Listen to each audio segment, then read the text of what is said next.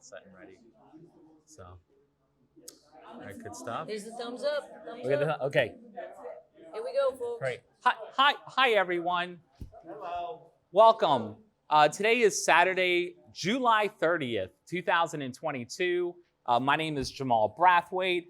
This is Lisa Crowley, and we'll be your host today to host a Brockton Ward 6 Town Hall meeting. And the purpose is really to talk about issues that are important in the city of Brockton that have an influence and an impact on the quality of life for residents.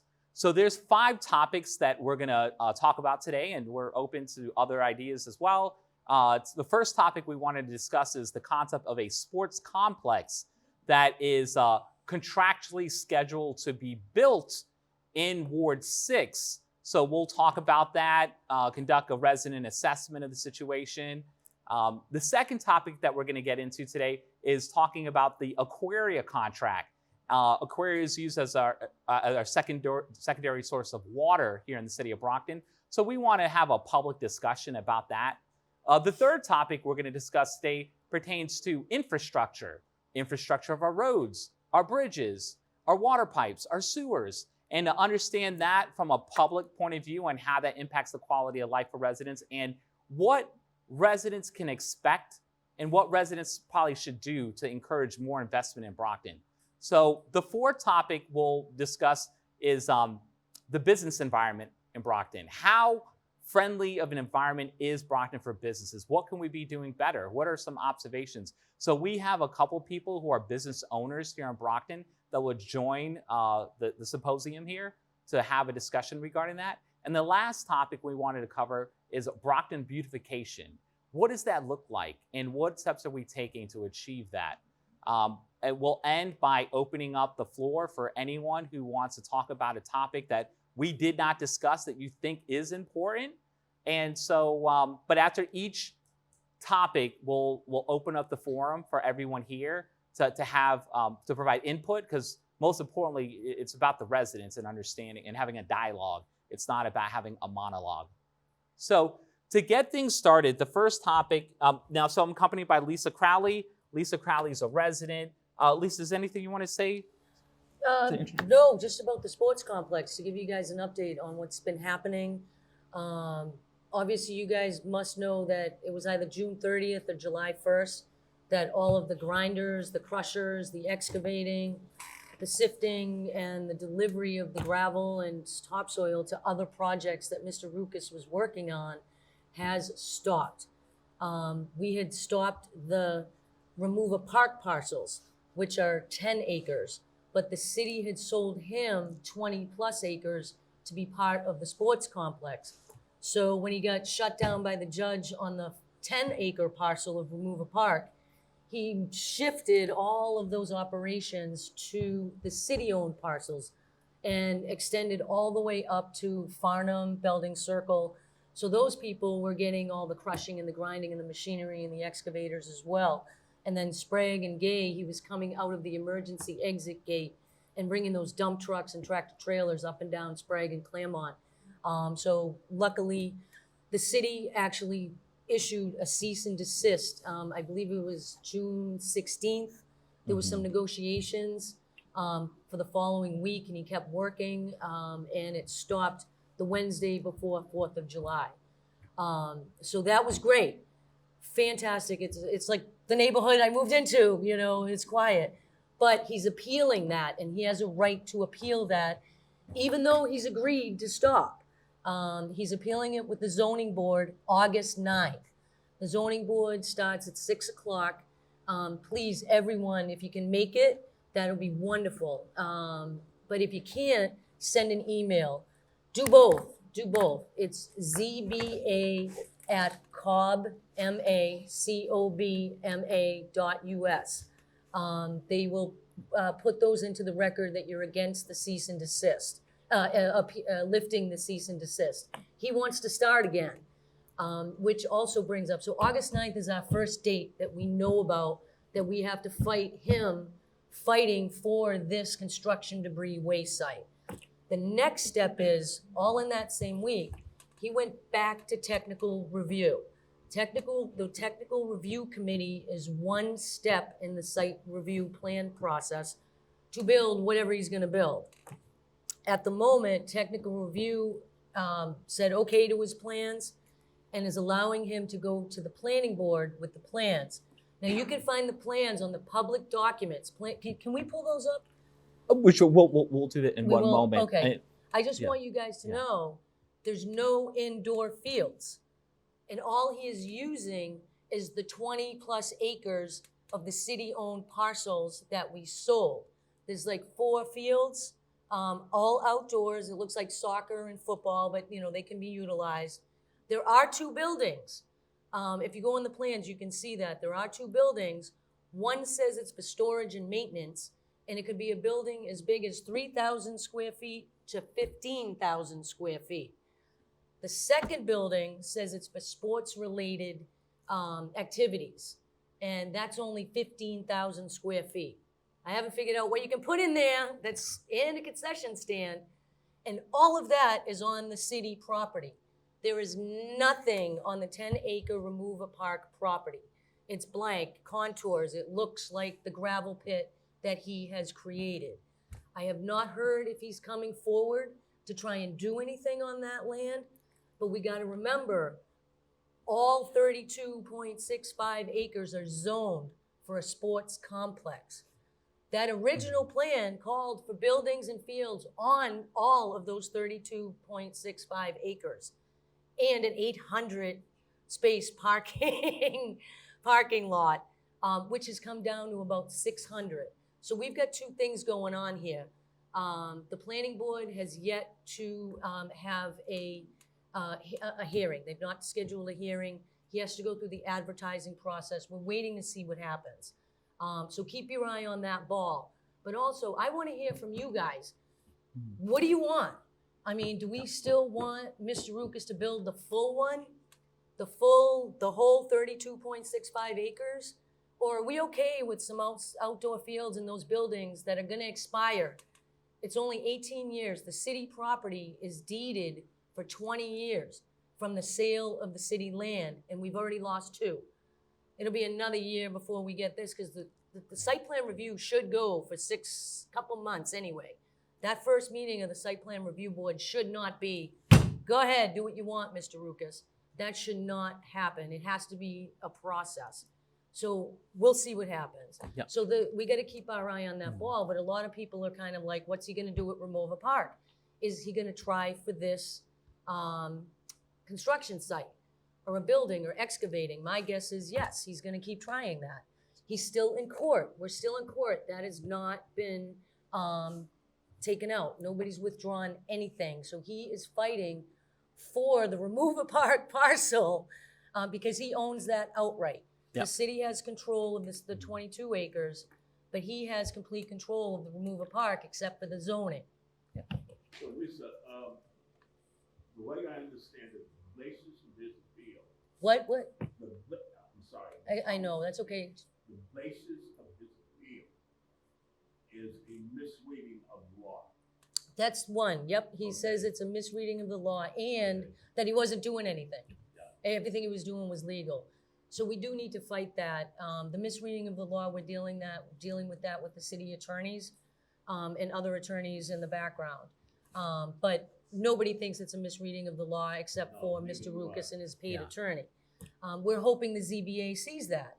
I can't predict anything, but and 100% we're going to document that everything he was doing was violating the city zoning, and he has no permits to do anything. He has to go through site plan review, and he's never done that. Yeah. What I wanted to add on was that, so I was reviewing the deed agreement where the city transferred ownership rights over to a legal entity referenced as New Heights Builders of Massachusetts, LLC. In Greater Brockton Sports Complex, too.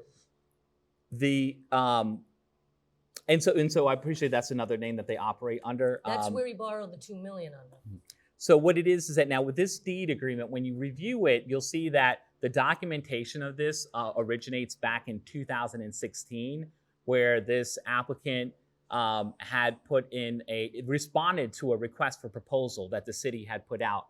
And when and what happened was that it took a couple years, but this deed was eventually completed as at April 27, 2020, ending with the city council meeting where the city council approved the sale of 12 parcels as described in plots 16 to 27 on Prague Street, owned by the city of Brockton for the development of a sports complex. So the sports complex topic is integrated in the ownership of the deed instrument. Now, other attributes that are important is that with this deed, it transferred over a total of 30 acres of land for the price of $270,000. And those monies were received by the city as that, according to the deed, it was required to be paid by September 30th, 2018. But as of April 27, 2020, that's when the city council approved this. They had to give their final sign off.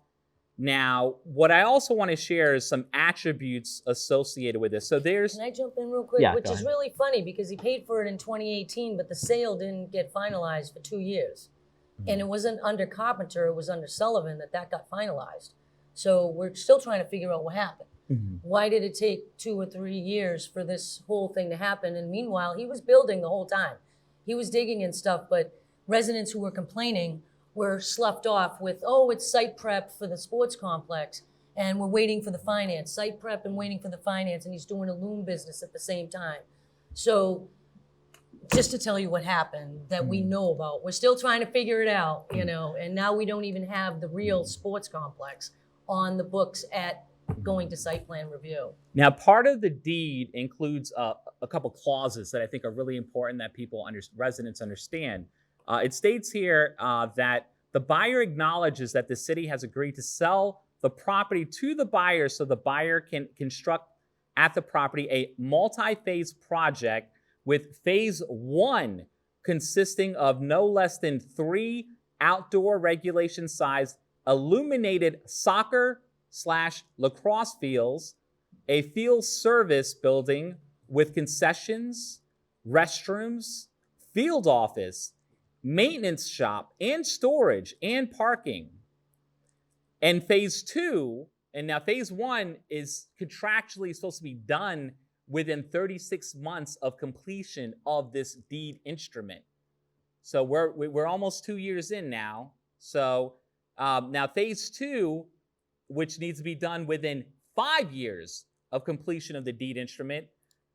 Phase 2 is a purpose-built, framed indoor multi-sport facility capable of holding at least 1 regulation soccer lacrosse field with amenities that may include, but are not limited to, locker rooms, restrooms, pro shop, indoor restaurants, meeting rooms, and medical therapy area, and parking.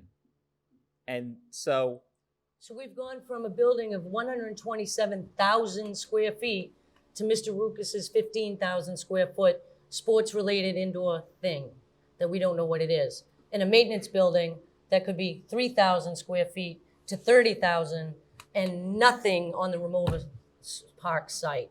So... I have a question. So is there anything in the agreement? So if it doesn't finish phase 1 by certain amount of time, what happens? Is there any punishment? You can simply take back the land, but sold to him like really cheap. I mean, it's right. A lot of prices. But is there any repercussions if he doesn't do what he's supposed to do? That's what we're trying to find out. What the buyback is, if we want to buy it back. The RFP still stands. It's a contract, and we could force him to build the 127,000 square foot sports outdoor sports complex like we were told as the 4 kicks. And if the city wants to do that, let's fight him on it. You know, let's force him to do it. That's why I want to hear what you guys want to do. And it may be a difference of opinion because I know a lot of people still thought it was going to be a sports complex. But what he's got on the table going to site plan review is nothing like what we were supposed to get. Maybe he's going to come back and say, oh, well, Remover Park, I'll build another 75,000 square footer over there. But really, it's going to be for his trucks and his construction business. because he's still fighting that in court. He's not saying, oh, well, you know, I've had good run 5 years. Yeah, no, that's not going to happen. So we're looking into that. And that's kind of the discussion we want to come out of the woods. What do we want to see? Yeah. You know, do we take the land back? Do we fight him for his construction company under R1C? Do we change the zoning? You know, do we change the zoning to single family homes only? Why don't we do that? You know, it's kind of, he's opened up this whole door of revisiting everything. And that's kind of what I want to hear from you guys. I want to fight anything that has to do with construction or excavating, period, at all. I'm sorry? Right now, we're dealing with the city attorney. The city is doing all the fighting for us at the moment. We're waiting to see. We're waiting to see what happens, right? Yeah. Because we don't want,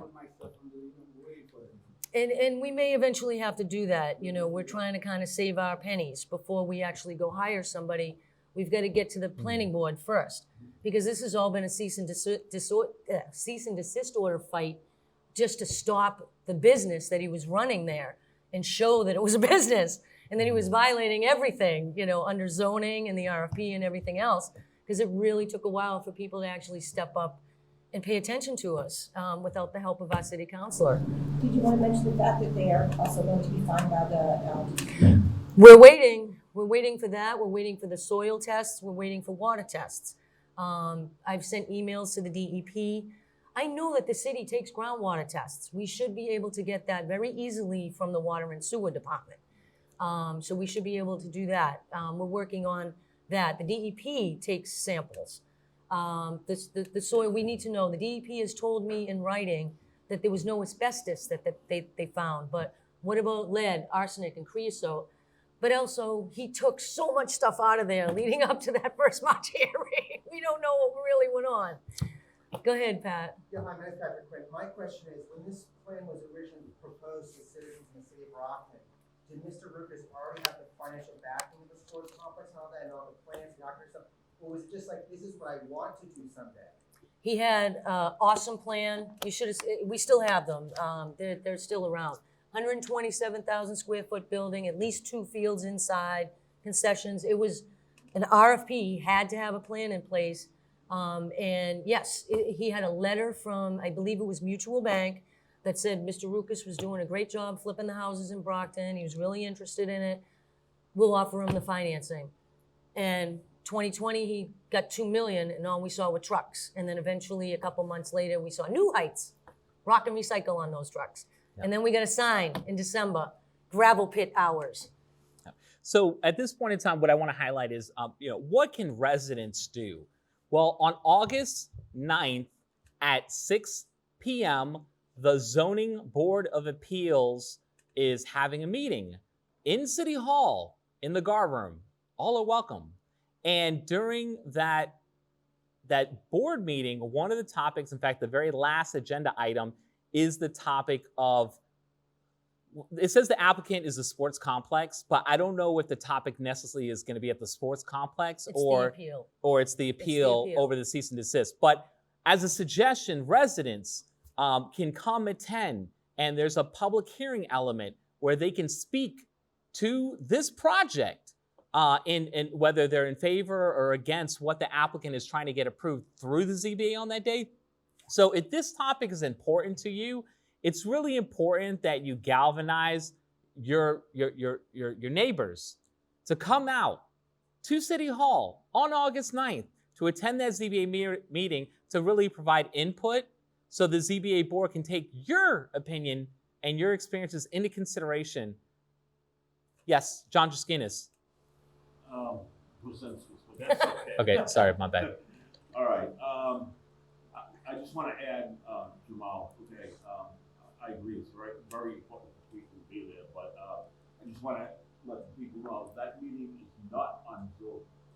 If you want to participate, you have to be there first. Yes, you have to be there personally. ZBA does not have their meetings on Zoom.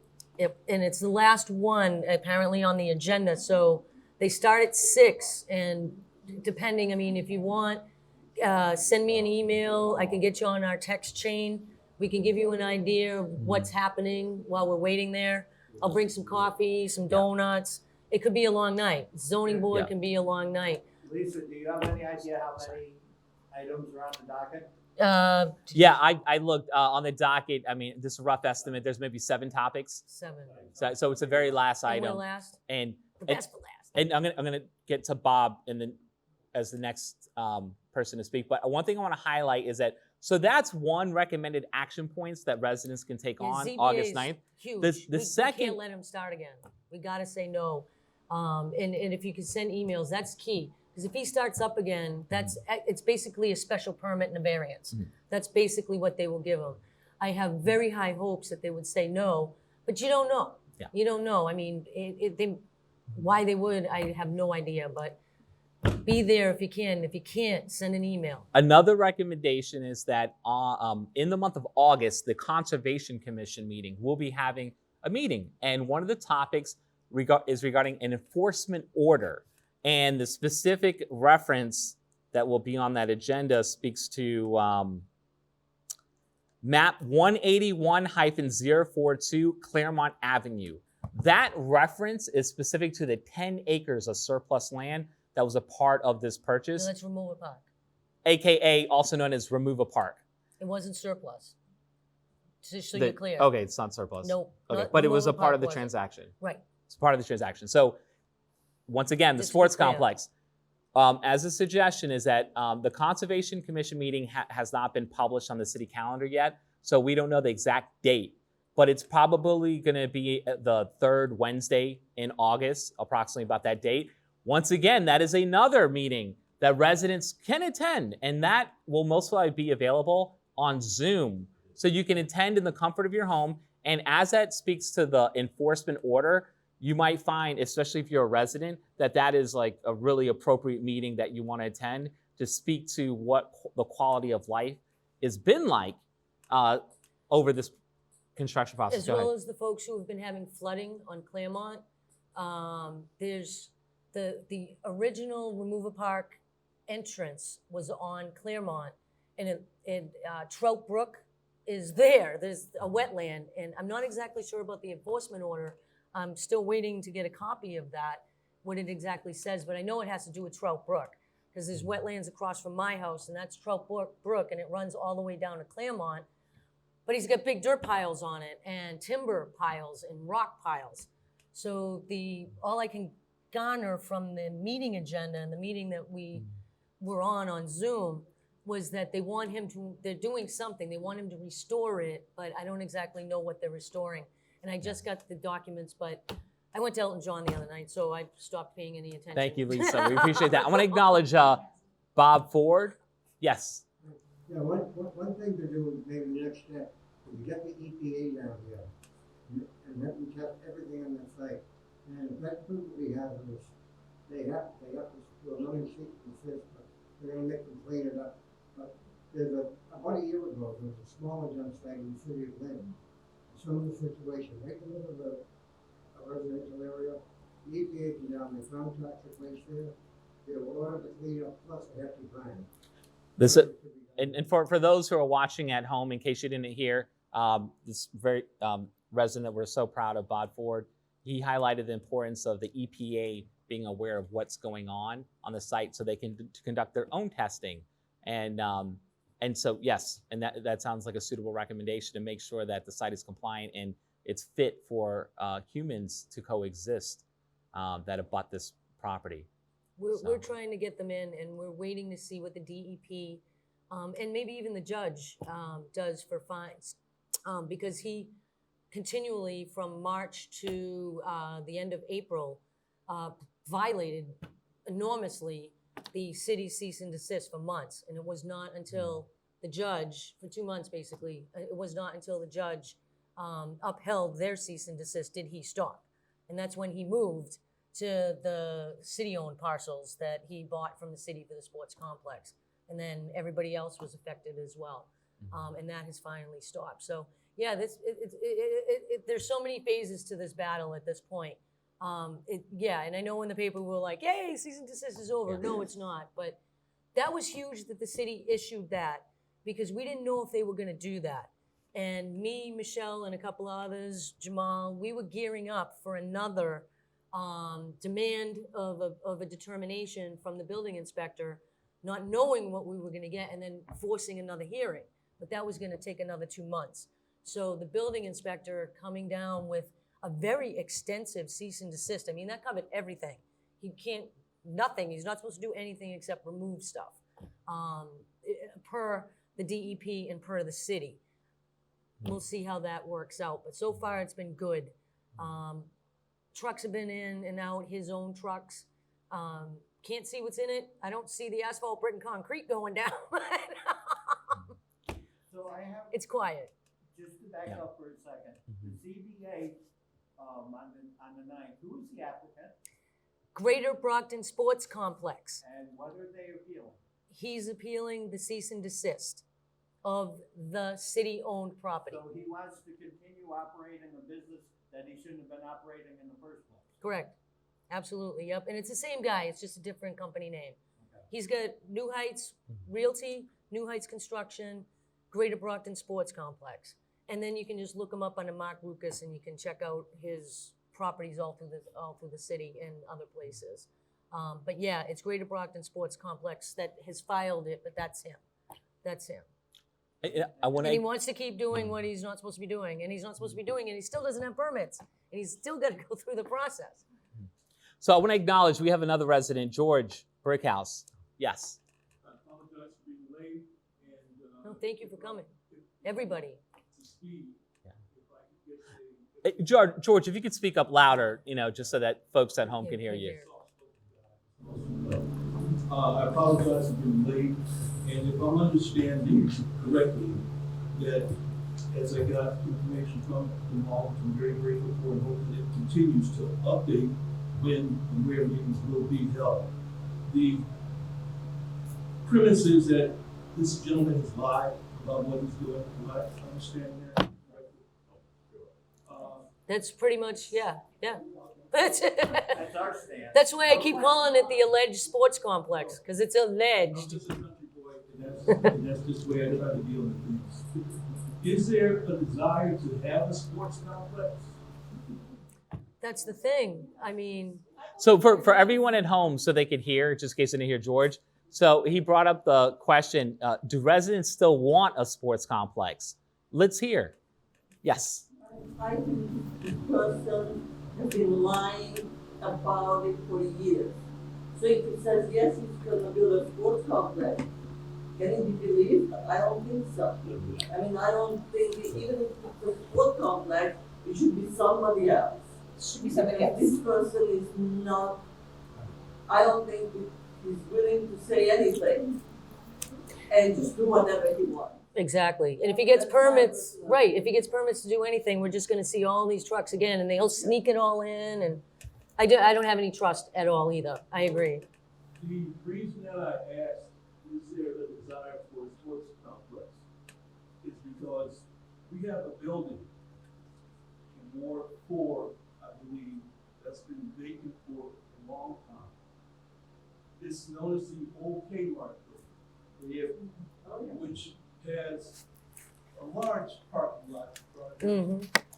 And the building itself would house, because I've asked about this, and I will confess, I asked a gentleman in Boston who's doing some things in terms of funding wise, and he said, no, it's not high enough. And I said, that's not true. When was the last time you were in it?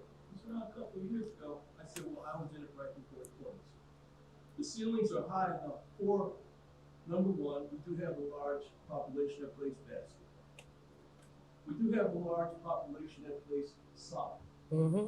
We have a high school baseball team that would love to have a batting cage so that they can be a competitive high school baseball team, which they are not at this time, coming from players on the team.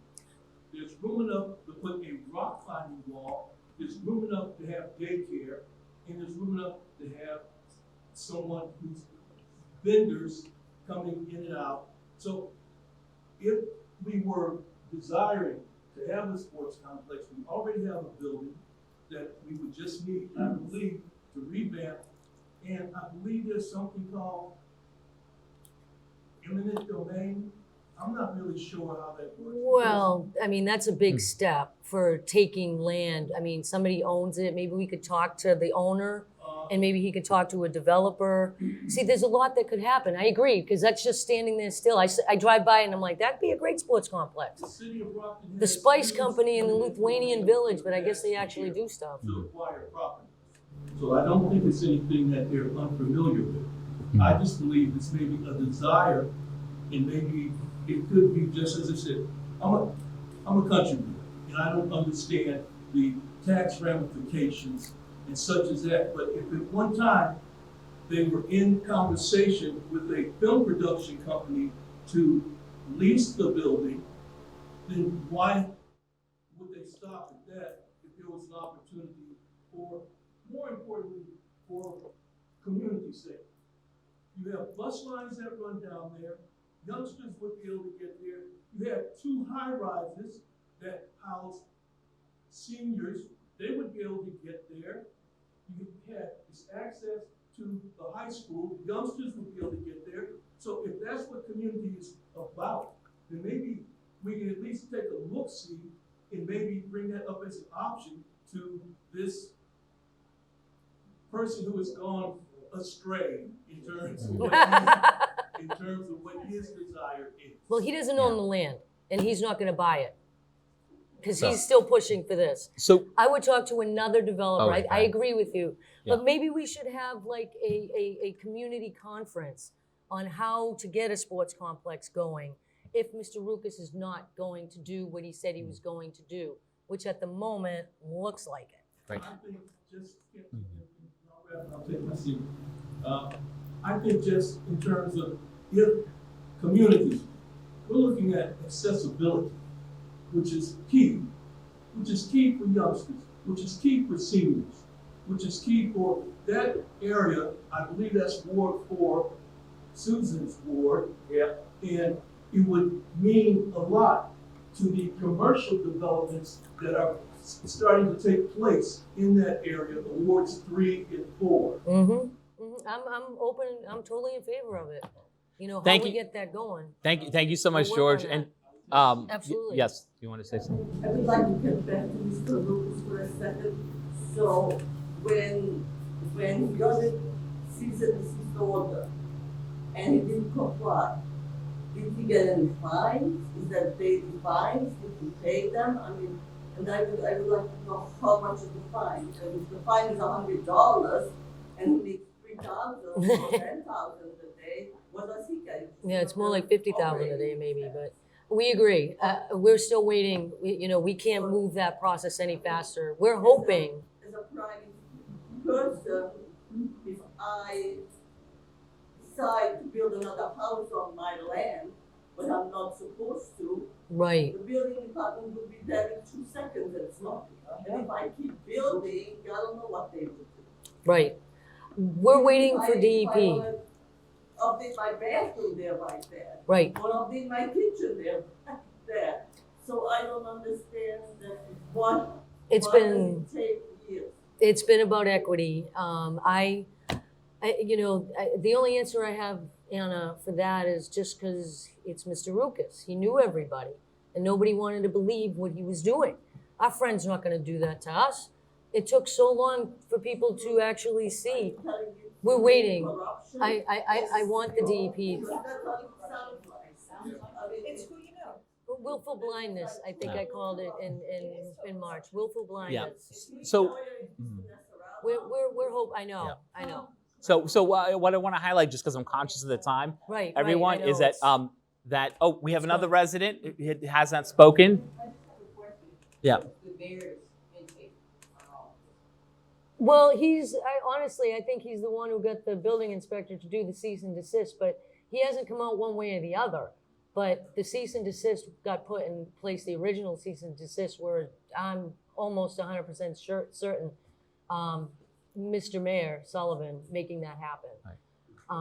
But we have another resident that. Yeah, I'm just, But I'd like to hear more from Mr. Yeah. Mayor. For me being a resident here for 3 years and just kind of catching up on all this, unfortunately, I think that he's got a lot of players, involved in this because we're talking about too many things here. Phase 1 and phase 2. Phase 1 not completed. Phase 2 not completed. Phase 1 not even started. Right. I mean, really, there's no permits. I'm just getting Sorry. to this point. He went on from both of those phases. I believe this is the site here. Mm-hmm. No oversight. He's not in, obviously, well, we know he's in the violation of the contract that you said that the city signed for him to proceed with this. But yet it's still though we see this. There's no question in my mind. I hate to say it, but there's people and places that are allowing this. Yeah. So you guys, I'm conscious of time. Thank you so much for bringing that up. And I just hope that people got all that energy. Please use that energy to attend the next ZBA meeting happening on August 9th at 6 p.m. It's unfortunate when, we got a ZBA meeting and the Zoning Board of Appeals are going to say, hey, do any residents have an opinion? And if there's no residents there, but then they're upset on tomorrow or the day after, it really doesn't do any good. You got to bring the energy and the effort on the right time. And the right time is August 9th at the ZBA meeting at 6 p.m. If you can't attend, you got to delegate someone else to go on your behalf.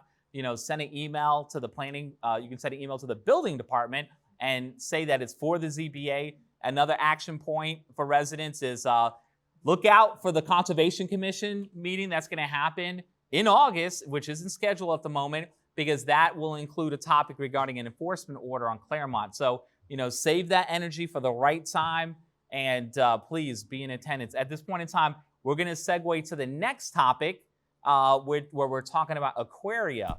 So I want to invite, we actually are in the presence of someone who used to be a water commissioner here in the city of Brockton. So I want to thank Lisa for being here on the symposium and giving her personal testimony. Thank you, everyone, for coming. I know it's tough on a Saturday. And can our previous water commissioner please come to the podium and give us some, all right, excellent. Everyone give a round of applause for Patrick Quinn. Great. So I just want to open up with some facts regarding Aquaria that are just independent and objective, and then we're going to get into it. So on May 22nd, 2002, the city of Brockton entered into a water purchase agreement between the city of Brockton and a company called Enema, which is a Spanish utility company, and Bluestone Energy Services, which is a Massachusetts-based company based out of Braintree. This agreement is a 20-year agreement, to provide water to the city of Brockton as a secondary source with an effective date of 2008. And that expires in 2028. So that's a 20-year agreement. There is an option to extend that so that it becomes a 50-year agreement. Some of the just issues around this most recently is that, let's see, so we've had a lot of heat this summer. It's another one of those record-breaking summers where it's getting hotter every year. And unfortunately, our primary source of water, which is Silver Lake, the water has been evaporating, and I believe the water has evaporated some about 20 inches. And so the city of Brockton tried to activate the Aquaria opportunity to source water from Aquaria. But what happened was that I think it was about 5 days ago, they acknowledged that there was a fault in the pipe. And so Brockton could not acquire this water. So it speaks to a question that a lot of residents have been asking: is Aquaria good for Brockton as a secondary source of water? It's an open-ended question. I want to segue over to our previous water commissioner, Pat, to kind of give us a little bit more of a background on it. Thanks. Yeah, my name's Patrick Quinn. I've been traveling, so that's why I'm wearing a mask. But yeah, I became a water commissioner around 2010. I was appointed by former city councilor Chris McMillan. The city ordinance states that the water commission at that time had to have 2 citizen representatives. And so I became a water commissioner that year in 2009, 2010. And the first question I had was, had we ever tested Aquaria to the full capacity to why we purchased it? And to my surprise, nobody had tested it to the full capacity. So I, as a due diligent, said, we can't wait for problems. We have to make sure this works. I don't know anyone who purchases a car without first test driving the car. So we did test the Aquaria, and it did supply water. But throughout my stay as a water commissioner in Brockton, and then subsequently a Plymouth County water commissioner, throughout my time, the evidence was there, the facts were there. Aquaria was not fulfilling its contractual obligations to the city. They weren't supplying the water when we needed to. We were giving them all the leeway they wanted and stuff, which is, I guess to some degree, good business. But at the same time, Aquaria wasn't showing good business to our city. And I was very upset about that. We had meetings all throughout the city about the Aquaria contract. We were told the Aquaria contract was a solid contract, which if you understand contract law, any contract that's signed is a solid contract. But that contract has provisions in it that if things aren't followed through, you can break it or renegotiate. And that's what I was lobbying citizens, the mayor at the time and city councilors. But everyone said, well, the contract is solid. And it was like, yeah, all contracts are solid once you sign them. But in the contract, when you read it, there were provisions that if Aquaria did not supply water to us in a timely manner per the contract, we could go back and renegotiate. And for me, supplying this cost of just being able to access Aquaria without getting any water was absolutely absurd. I thought that was bad business for our city. And my opinion is that the city of Brockton, well, not my opinion, but was a fact, is that the city of Brockton was under decree by the state to find a secondary water source because in the 80s, Silver Lake was being depleted and drained. We had massive droughts, and it's happening again. And for some reason, political will, no one wanted to hook up to MWRA, which we would have still had some control of our water systems. We just wouldn't have had a little other types of control, which I don't know why that wasn't done. But for now, Aquaria is our secondary water source. I don't know if we're using water all the time. I know we just recently did, and they had a problem. And you know what? It's about the city of Brockton. And if we really care about our community, then we need to go to these businesses and say, you know what? It can't be a zero-sum game anymore. Both sides have to gain. We're giving Aquaria a lot of money every year and not getting any water from it. And back in the day, 10 years ago, when we were doing that, you have to run water constantly so it's portable. So they were running a small amount of water down the pipe. So if we ever called for water, they could trigger the water. And they were just discharging the water illegally. We found that out, and no one wanted to pursue that. It was about 100,000 gallons a day. That could have easily been brought to Brockton as a good faith business thing since we were paying millions of dollars anyhow. So ultimately, Aquaria is with us to stay for a long time, I believe. It's been built, it's there. Desal does work. But we do need to re-look at the contract and how it's operated within the city, I believe. Cool. Can you please just mention to everybody how much money the city has spent on Aquaria so far? I don't have the exact It's about numbers in front of me. $90 million. It probably is, yeah. I know. So we've spent over $90 million Yeah. on a plant that's not functional. It's actually valued at about $20 million, but our city wants to invest $70-something million into it. And it's obviously antiquated. There's problems with it. They, again, couldn't fulfill their contract within the past month. Well, let me just reiterate: the plant is operational. There's some small issues in it. They don't. As far as I know, they only have two. It's been built so you can have 3 types of desal turbines to do that. They only have 2, I believe, right now. But ultimately, it is functional. There's always going to be small little issues and stuff with fish eggs coming out and all these little things that can be solved. But the main thing is that the faith of the business coming to the city of Brockton and making it so that we both gain something. I mean, there's no question that we should renegotiate that contract in favor of the city of Brockton. Lisa. Sorry, Lisa. Okay. I was going to ask about the capacity. So do we really need, if we don't need that much capacity, maybe we should be able to pay half instead of the 6.57 million. Right. Yeah. And there's still, is it just to keep it operational as a secondary, because that's not running our water system, right? Correct. It's just a backup. Correct. Not a backup, a secondary source. Not a backup to replace Silver Cup, but it's a secondary source to supplement Silver Cup. The original intent was that we would take less water from Silver Cup over the years to help mitigate that environmental impact we do and take the desal water. We're still, I think, taking 10 to 11 million gallons a day out of Silver Lake, and that lake is being depleted. Do we need to? Yeah, the last numbers I saw, we do use that much water. And honestly, the system has done an amazing job in the last 20 years in minimizing water leaks without the system. And even when I was a water commissioner, though, the paperwork and the regulatory filings were never kept up to date. So there's a lackluster of due diligence in everything we kind of do in the department that has to be beefed up to be called the City of Champions, in my opinion. So the city wants to buy it, it's 20 years old, and it's gonna need a ton of maintenance, for $70 million, and then we gotta pay for people to operate. And we wanna buy it? Well, the same thing is at Silver Lake. There's a water treatment plant at Silver Lake. We own that. We bought that. It's I think built in the 1950s or 60s. It's always going under maintenance and stuff, and we subcontract that out to a company to run it. We don't have the people within our own workforce that are skilled enough to run that kind of thing. And a lot of municipalities will actually subcontract that out to a professional company that does that. And of course, that costs a little more money. But ultimately, yeah, you're right. With any big system like that, there's always going to be maintenance issues, and it depends on how you deal with it as you go to minimize those maintenance issues. I want to recognize Bob Ford. Yep, go ahead. I just put a little history. Back in 2014, it went online in 2008. During the 14th year of the contract. It started off around $6 million. Right now, we're paying $8.5 million a year. Periodically, there's been discussion at the city level about the feasibility of buying this place. In 2014, new councilor Moses Rodriguez, there was a big discussion on the floor about it. Bill Carpenter was the mayor then, and he wanted to buy it for $88 million.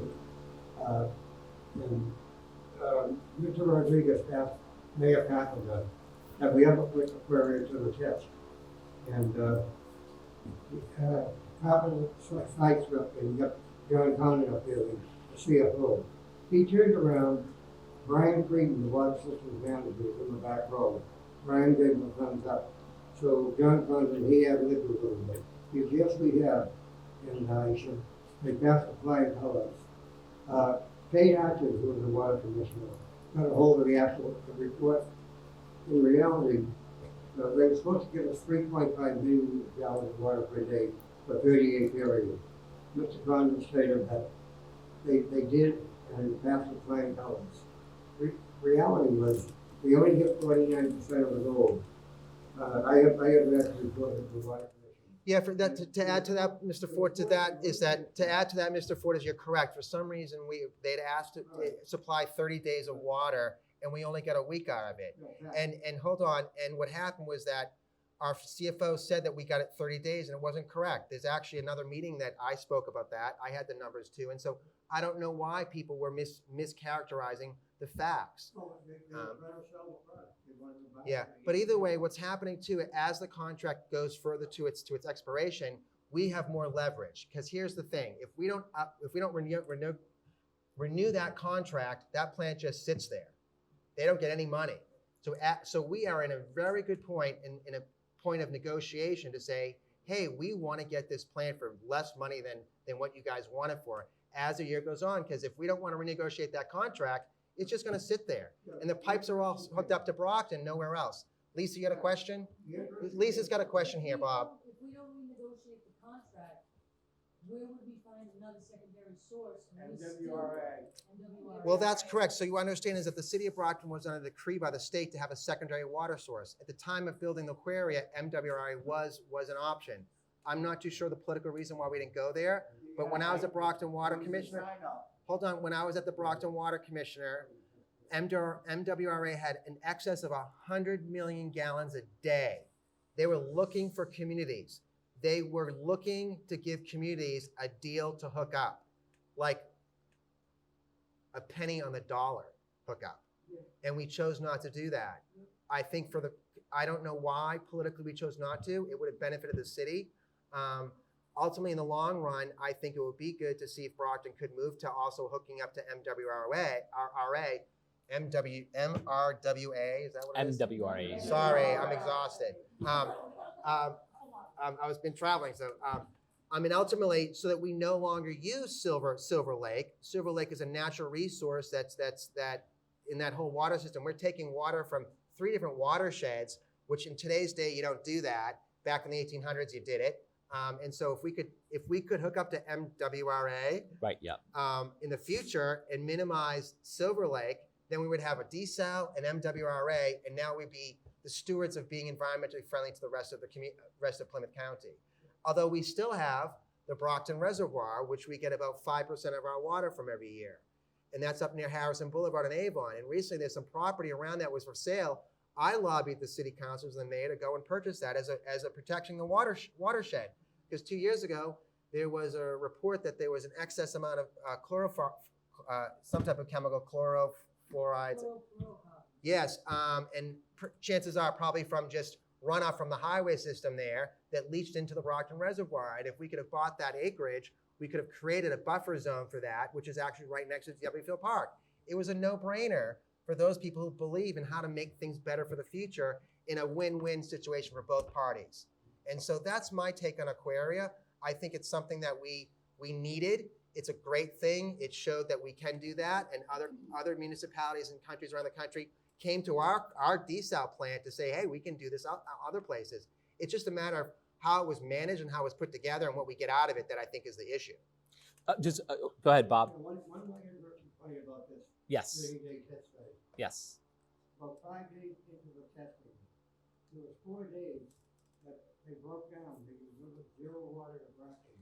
So if they ran to Brockton and no water coming in here for 4 days, I think it would be wholesale shootings on the street. Well, we can't Yeah, have water coming in And there just today. so you know, in the contract does have stipulations that if there is some type of breakdown, all of a sudden, that they have time to mitigate that without getting penalized by us. So there is some issues, like any major thing. If something breaks down, you want to give them time to fix it in due diligence.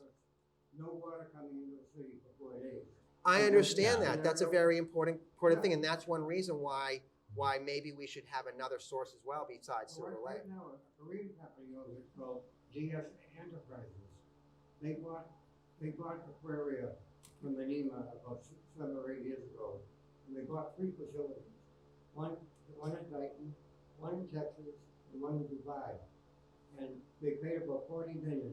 Yeah, water around the world is a major, massive multi-corporation thing. That's going to happen where we go. What people should know about the Aquaria contract as well is that what was pushed by the Jones River Watershed Alliance, which is the Jones River which leads into Silver Lake, is they pushed for in the contract that they get a small percentage of whatever the fee we pay. So when we're paying money into the Aquaria, there's a small percentage of money that's going to fund Jones River Watershed Alliance. So we're helping to keep up a little small environmental group that is actually helping to protect and maintain that Silver Lake area. So in some sense, there's also something good coming out of this contract. And I think there is too, because we are getting water when we need it. Sometimes there's issues, but we have it there. We just have to make sure we know how to manage it properly in the future. GS Enterprises Go ahead. paid about $13.5 million, for Aquaria. Now, why in the hell does the city want to buy it for $70 million? The town of Dayton has it assessed for $20 million. Well, Mr. Ford, is that people can throw numbers out there, but until there's an actual an offer on the table, we really don't know what we would do. But John, you had a question? Yeah, I'd like to hear your take on buying the plant. Our current Ward 6 councilor, Mr. Jack Lally, is very much in favor of buying the plant, not only buying it, but expanding it. So, When he says expanding it, does he mean adding the third desal turbine thing that has to be done? Yeah, that should be done. I honestly think owning our infrastructure is much better than renting it out. When you're renting out infrastructure, you're actually adding capital to profit takers. It's kind of like, here's the example. Do we want to hire our own internal cafeteria workers at Brockton High School? Or do you want to hire an outside source to bring people in where we're paying their laborers, but also now that company's getting profit on top of that? So if you do it internally, you actually sometimes save money. Yeah, but they can also make a little extra too and break even. I mean, I don't trust the city to run it, right, to be honest with you. And I just don't understand why we want to spend $70 million for something that we don't know how to run. Yeah, again, I don't know if the value would be 70 million right now, but earlier what I said is that as the contract gets further down the expiration date, if we don't show we want to renew that contract, our leverage to buying that becomes bigger and bigger, because if we don't want to buy it, and if we don't want to renew the contract, you've got a plant that's just sitting there, and there's no way they're going to be able to hook that up to other municipalities without going through all kinds of stuff. So ultimately, we have the better footing, but unfortunately, in my experience in living in the city of Brockton, we don't have political leadership that cares about Brockton, that cares where it's not a zero sum against Brockton, but for Brockton. And we need to start looking at that and not start nurturing our community and then using it for benefiting others. Yeah.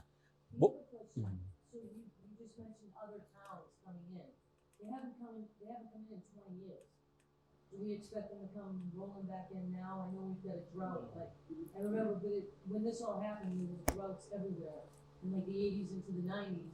And then all of a sudden the rain came back and nobody wants to buy into our desal plant or our aquarium. And if they even do, what's the process? Do they have to run pipes from, say, Pembroke or Abington or Holbrook? Well, the way it is the desal plant is hooked up to our water system overall. We supply water to people in, I think, Whitman, Hanson, Pembroke, little areas, not the whole town, but little areas where it's kind of little offshoots. So there's never going to be a pipeline from Aquaria directly to other municipalities unless it's off the main line coming into Brockton through those municipalities. Yeah, that would be on our dime. But ultimately, we have in the past, the part of the contract was that the contract was that you had to be marketing the water to other municipalities. And it was slightly done. It wasn't done in a process, more like done, the water system manager would call a municipality and say, you need water. There was no real marketing done. But I know we do supply water to other municipalities in small areas. But a lot of these other towns are on wells. And a lot of these towns don't have sewer systems. So that's another issue too with supplying them with water. So one thing I want to highlight here is that, so we talked about a couple topics as it pertains to Aquaria and accessing a secondary source for water. We talked about the concept of our existing agreement, where we can see that the contract or the, it's not being honored. Keep going. Yeah. I got you. It's not being honored in terms of the delivery of water when we need it. The second is, so I've worked in business for 20 years of my life. See, this is what community is about, helping each other out, right? With the Nice. mic and everything. Cool. Thank you. Appreciate that.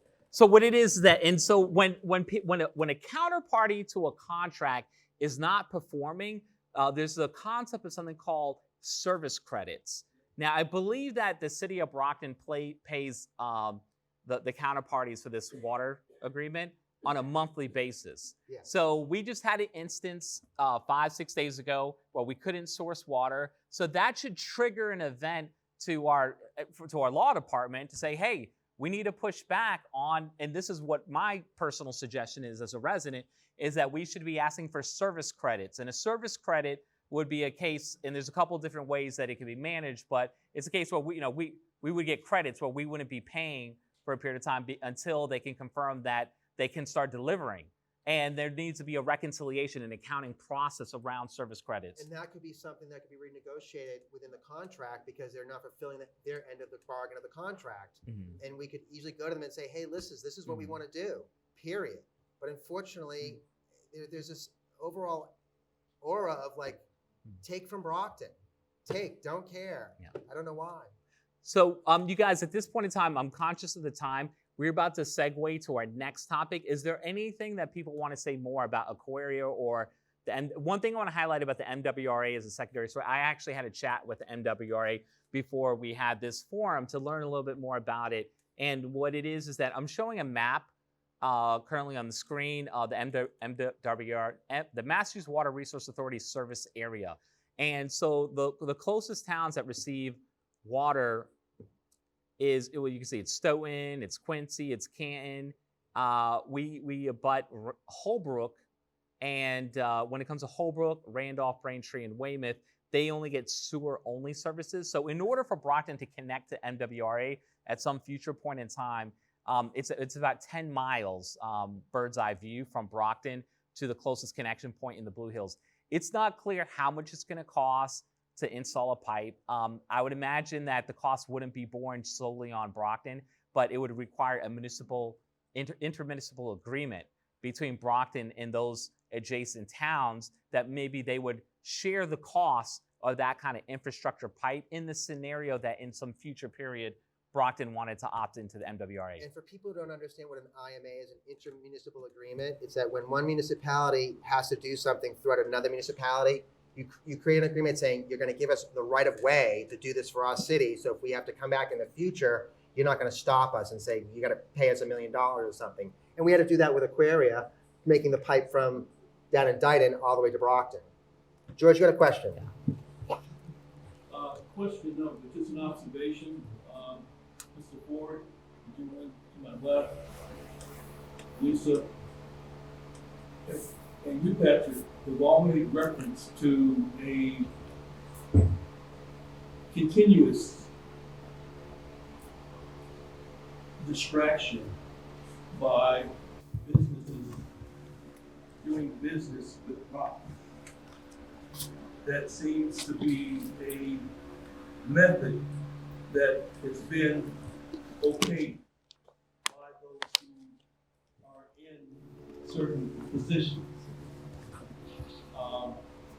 I'm just saying that maybe a more organized gathering and questioning of how these decisions are being made, and if there is greater opportunity for community to be at the table and to be made more aware, as Jamal has pointed out, that the date of August 9th, but then there's an open date that we need to be aware of too, and maybe just a greater persistence of what's on the table and who is it on the table for and who will benefit by wherever the funding is going.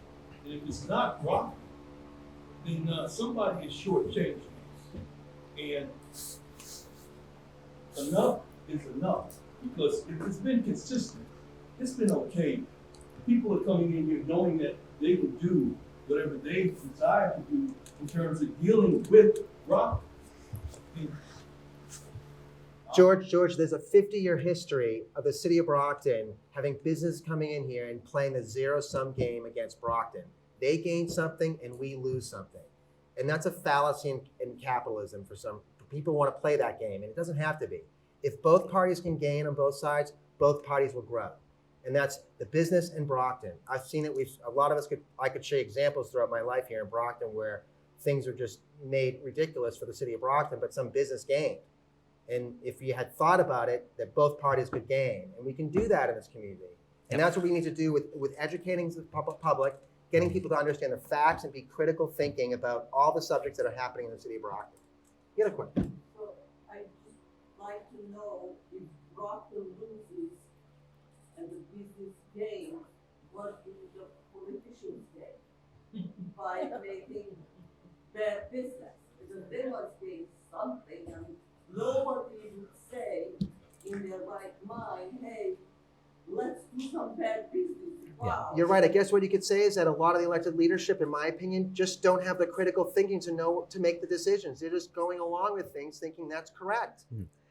And it just... But it seems like they do business. I mean, they're signing contracts and they don't reinforce the contracts on the other side. Yeah, that's a bigger issue, really. You don't have to be a rocket scientist to say, I have a contract, I provide money, you provide service. If you don't provide service, I will have to provide the money. You know, you're absolutely right. I guess... this is just, and I don't understand what do they gain? Why? They must gain something, because I don't think people do things. Possibly. But I guess what you could do is, as citizen activists, we could all, knowing what happened with the Aquaria plant recently, we could all write a letter to our mayor and to our city councilors demanding that they sit down and renegotiate the contract for Aquaria that benefits the city based on the irresponsibility of this company not providing us the full faith of that contract. Yeah, what I wanted to do, and I think that's a good transition to, as we wrap up this topic, stay right here, Pat, is that, what can we do as it pertains to water in Aquaria? I would say a couple things. One is that there's a Water Commission meeting that happens on a monthly basis. There's a Plymouth County Water Commission meeting, and I would suggest listening in. Normally there's Zoom calls. The Brockton Water Commission was. And so the thing is that, and so we think it's important that we stay engaged and attentive. We also, I've got on the screen right here, we have one of our elected officials where he acknowledged on Facebook, this is a formal communication that went out, I'd say as formal as it gets in the 21st century, where he had advised that it's not happening, disregard yesterday's posting, we will not be receiving water from Aquaria for now. A pipeline failure somewhere between Dighton, Mass. and Brockton occurred. This is not our responsibility. What I would suggest is that residents, as they become more aware of the challenges of the Aquaria, they reach out to the elected officials and ask them, hey, what's your thoughts on this? How can we manage this agreement better? Should we buy the plant? Should we get out of the contract? Should we try to engage more with the MWRA? But I would suggest that people engage with their city councilors on this topic. Go ahead. Now, one quick thing, I took actually tour of the plant several years ago with Dave Hatchett and Brian Creedon was our tour guide. I was working with Ron Matter, he was running from there. And Mr. Matter asked Mr. Creedon, what would a gallon of water cost from Aquaria versus Silver Lake or another source? Mr. Creedon said at least 10 times the amount. You know, we got 10 gallons from, say, MWRA. And then in 2016, there was an article posted in one of the Brockton magazines, MWRA versus Aquaria. And they used an arbitrary figure of 71 million gallons. Yeah. From Aquaria, the city would be on the hook for about $2 million. Yeah. With MWRA, with 227,000. Yeah, Bob, thank you so much for sharing that. I want to highlight for everyone's benefit. So I spoke with the MWRA yesterday. We had a Zoom call, and they had advised that they're currently conducting a study to determine their service capacity. It's not something that's unique to Brockton, but it's for determining how many more towns and cities in the state of Massachusetts can they service, and how can they go about implementing it. So I believe the MWRA is actually in communications with our DPW commissioner, Pat Hill, and in terms of looking to see what the outcome of that study is, that's something that might be completed at the end of this year. But at the moment, even the MWRA really can't tell you how feasible it is to do the connection. So it's something that, once again, we want to be more informed about, and we're going to be constantly looking to increase the public's knowledge about this. On that topic, Just really quick, Yeah, Mr. go ahead. Ford made a good point there about opinion versus facts. When I was a Brockton Water Commissioner, in my way I am a critical thinker, I want facts. I don't want opinions. And it's like I get more and more in this community opinions from people, not facts. When I was a Brockton Water Commissioner, we had a water debacle issue. People were getting bills like crazy and being told, it's your meter. And I was being told as a water commissioner that, oh, there's only a couple hundred meters being estimated every quarter. 29,000. I went down, we had 22,000 accounts at that time. I went and spoke to the most senior billing person. I thought, it's not gonna lie to me. And she didn't, Helen Moreau. We had over a third of our water meters that January estimate read, 8,000 of them when the people inside the system who are managing it were telling us we were only having a couple hundred. And that's what spurred the whole water debacle and the water change-out system. And even to this day, I don't believe the city of Brockton has a water meter change-out policy. Meters last for the top 15 years. You want to change them out every decade. It's been over 12 years since that's happened. We should be changing out our meters in the next 5 or 6 years, and I don't believe there's even a system or a policy to do that. So we haven't learned from our mistakes. We haven't grown. It's time we start educating this community and educating those people inside the system that we need to do better, and we can do better. If we don't know how to do it, just ask the questions. It's okay. cool. So you're assuming it's $17,000. Lisa had a question? Is that kind of, it seems like it's, if it ain't broke, don't fix it kind of idea. I think so. Would that be money, more money, you know, we just got hit with some increased, water and sewer bills. Maybe we need to find out what they're gonna spend that money on besides replacing the 100 miles of sewer and water pipes that have to be, you know what I mean, like, I'm okay with paying a little more if I know where it's going. Yeah. And that's my biggest problem, is that I just see money flying out of the door. Yeah. And getting nothing for it, and everything's broken down. That's the biggest problem. So yeah, and you know, and when I hear that, Lisa, it just motivates me to want to go call my elected officials and ask them, what are we doing about it? So once again, that's where the action point is really for residents, to step up and to be more informed and reach out to your elected officials on this topic as it pertains to Aquaria. And but on this, at this point in time, we want to segue to our next topic. Okay, so go ahead. So, you're talking about the water commissioner. Is it an elected job or an appointed Okay, so the Brockton Water Commission no longer exists. Somehow the city council disbanded the Brockton Water Commission. There's no more oversight in the water department. It's all just being managed by elected officials and the water system management system, which is the DPW. So I don't know why that happened. I could guess why it might have happened, but it seems irresponsible to me. There should be oversight of a water system. People running the system have no idea about it. That might be an accurate statement. Yeah, That's what it that might be an Yeah. accurate statement. I think there are people that do know what's going on, but I think there is some lack of knowledge or progress in the future of what we can be doing in our water system. Yeah. So There's a question here. Derek Benders, I'm a 28-year resident of Brockton, born and raised. Question, are we meeting with other cities like Boston Water Sewer Commission, in addition to NWRA, and other associations like the AWWA, American Water Works, to kind of educate ourselves and identify pros and cons of owning our own system versus, leasing it out? I don't know if anyone inside the system's doing that. I don't see any outreach from the inside the city reaching out to our own citizens, educating us. So I would guess that's probably not happening. Yeah. I think that's critical. Yeah, absolutely. I think There's a lot of studies out there. there's no question. It's about knowledge, right? What I found when I was a Brockton Water Commissioner, the lack of institutional knowledge of the water system that people in the system, in my opinion, should have had after being there for 10, 15, 20 years, and they didn't. And it's shocking to me. So to me, there's a mediocrity going on, and people don't even know that there's mediocrity going on. And we need to start getting people who know things, who are critical thinkers, who care about systems, who aren't afraid to say, I don't know, I want to go find the answers, because that's what it's about. It's not about not knowing stuff. It's about finding what we should know. But I think there's an era of people afraid to say, I don't know, because they got a position and they're protecting that authority and not realizing part of that is you need to know stuff. All right. So I'm going to acknowledge one other person, but then we're moving on. Go ahead, George Brickhouse, enlighten us. You and Patrick have both said the key phrase of educating the community. You both used that numerous times. Patrick has also pointed out 50 years of consistency in terms of behavior. If it's not clear, it's not that it is broken. It is broken. There's no question about that.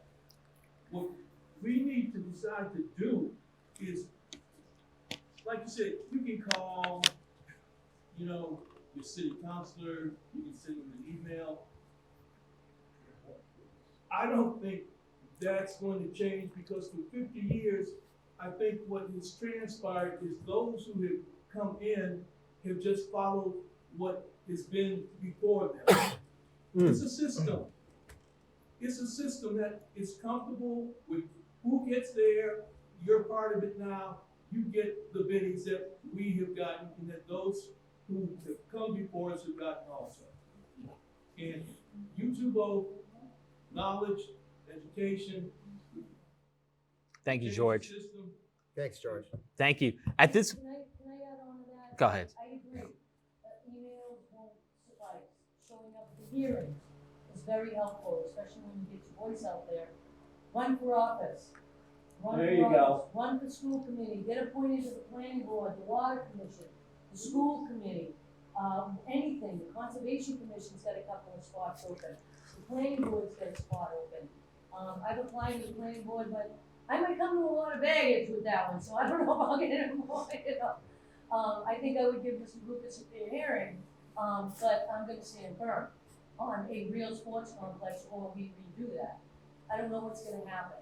Run for office, it is a commitment, but get out there and do it. If you can't run for office, support the people that you like, not even just with money. Flyers, go door to door, talk up your people. That's the only way, it's grassroots. It's been done since the American Revolution, that's how it starts, and that's how it ends. We gotta stay focused and be a part of it, be active. Even if you're not gonna run for office or be appointed, show up to the hearings. When they see you there, they take things much, much more serious. Thank you, Lisa. Yep, absolutely. Okay. Okay. Nothing's ever gonna change in this city. You have 18 to 20% of the electorate show up at every election. And that's why it's the same old Brockton. Possibly, if the residents of Brockton decide they have enough of this, exercise their right to vote, get out of the house for an hour, and go to the polls. That's the only way we're gonna see change in your city. Absolutely, Bob. You're absolutely right. Yeah. You had a question here. Yeah. No, it's okay. Brockton being rebranded, like Lowell and Salem and the rest of Yeah, it. We're still running it like it was not Bridgewater. yeah. I think we should reach out to our representatives and our federal level to Stephen Lynn. And we rebrand the city and bring things in because it's all about marketing and it's all about public relations. You're right. You're absolutely right. We don't get out there and put our faces in. Yeah. Did you guys see CBS No. Sunday morning, this morning? Brockton Rocks. We're on national news for all the kids. Pedro's kid, Manny Ramirez's kid. Totally highlighting this morning. We need more good stuff. Nice. You know, your question is really great. In my opinion, my observation I've had is that why that's been taking so long is once we start rebranding this community to be more progressive and out there. I was just in Seattle, Washington. I was in Portland. All these other communities, even Boston, it's 20 minutes away. All that stuff, walking stuff, that brings quality. That brings people who care and want to do things. And when you do that, you push out mediocrity. And unfortunately, what I've seen, not everyone, but our cities run under mediocrity. And they're afraid to do that because once quality comes in, people who have quality know things and they don't put up with mediocrity. I mean, Yep. And so that's a good transition for our next topic. We got to move forward, people. That's another topic, but let's Right. just keep with us. Yeah, it's Well- Saturday.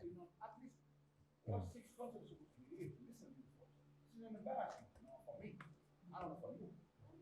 Regardless, you are against or for, but be there, listen, at least take notes. Yep. And Fred made a good observation for everyone at home who's listening. Fred acknowledged that there are no elected officials here in this forum to listen to residents. And I want to highlight they were all invited. But interestingly enough, they're not here. But we're going to move forward. We got to move forward regardless. So the next topic pertains to, on November 15, 2021, the U.S. Infrastructure Investment and Jobs Act was signed into law, which is going to distribute $1 trillion from the federal government to state and local governments in order to, one, create jobs regarding infrastructure, and then secondly is to improve our crumbling infrastructure. So we're talking about our bridges, our roads, expanding access to Wi-Fi internet. And what does that mean for Massachusetts? Well, in Massachusetts, we're scheduled to receive a total of $9.5 billion over the course of the next 5 years as part of this act, this law. Now, the question is, how much is going to come to Brockton? That's a real mystery. The way it's going to work is, so before this forum, I reached out to our CFO, as well as I reached out to the governor's office to understand what is the process to distribute these monies. And the way it's going to work is that they're going to be grant applications where the city would need to take the initiative to apply for grant monies and to get these applications qualified so the money can come to the city of Brockton. And I think this is really important because the U.S. Infrastructure Investment in Jobs Act is a once-in-a-generation opportunity. It's not something that ever existed before. It's the most amount of money that's ever been distributed by the federal government to improve infrastructure. So we want to take advantage of that because in Brockton, and this kind of segues with another topic about Brockton beautification. I'm a big advocate that in order to improve our first impression in Brockton, we need to improve our roadways, our sidewalks, our water quality, our water pipes. And those monies, we want to make sure Brockton's getting those monies. And all we can do is really reach out to our elected officials, reach out to the mayor and say, what grant programs are we applying for? Where are we? And tracking and monitoring that until the monies are received here in the city, and then tracking and monitoring these programs until implementation. So we see an increase in the quality of life. I want to open it up. I think it sounds like some people might have some things they want to say.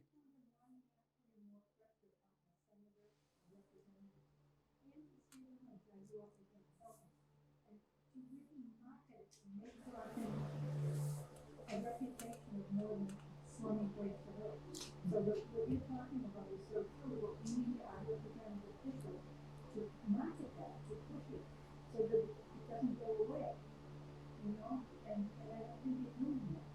Maybe put someone that's on our city council or something, because it's still run Brockton as if it was 60 years ago. Well, I'll just mention the term limit issue, politically wise, is that I don't believe term limits are a good thing. And the reason for that is that if you do some research about term limits in democracies, you're now giving up the ability for citizens who are elected to run your community. You're giving over to bureaucrats. And now you have bureaucrats who could be there for 20, 30 years who run the system, and not elected officials who can only be there for a few years. There's examples of communities doing that have gone awry because of this. So even though term limits might be a good idea, the term limit really is the voter voting the person out of office. Yeah. So, but I do want to acknowledge your point. What's your name again? Meredith. So Meredith mentioned, for everyone at home, she asked, what are our state representatives doing in order to increase the profile of Brockton, to market Brockton to be a place for investment? And Meredith, that's a great question. I invited those elected officials here today, but it's very common that I don't get responses. And so that's why I'm now reaching out to the public, because we all got to step up.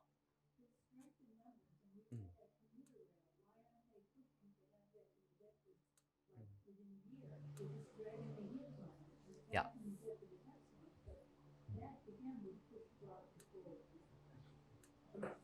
I would say Michelle is doing all she can.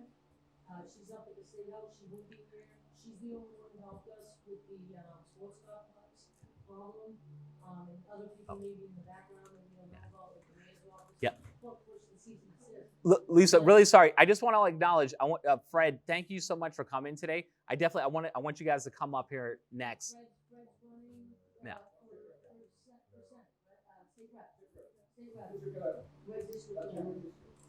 And this Jim Gordon here is running on the Republican ticket against Mike Brady if he makes it through the primary. I don't know, Let's not forget about Hamilton Rodriguez. I'm sorry, I didn't realize it. Yes, Yeah. Hamilton, right. But now we're connected, there we go.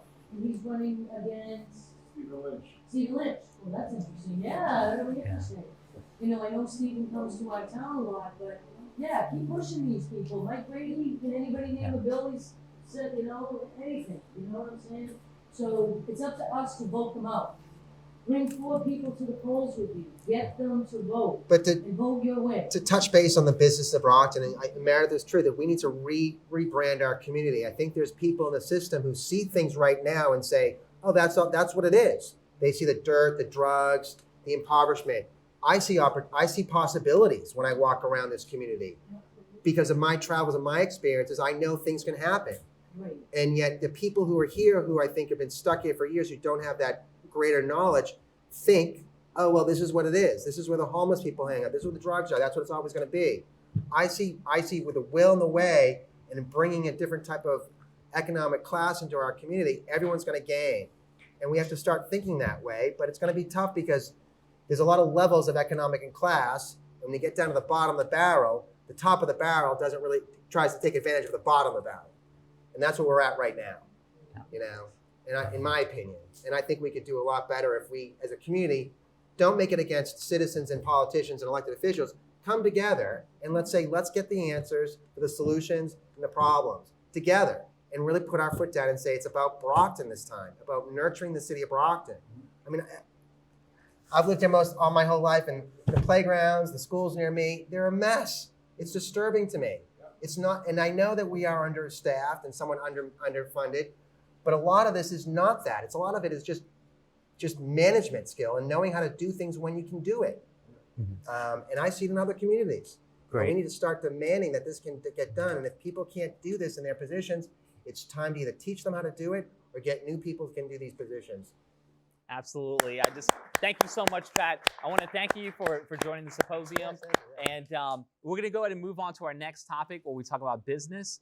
And I want to invite some business owners that own businesses here in Brockton to the table. Fred, you own a business. Hamilton, you own a business. Would you mind joining me up here? I want to hear about this.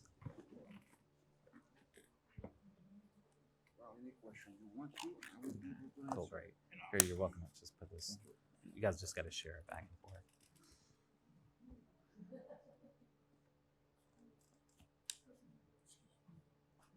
Cool.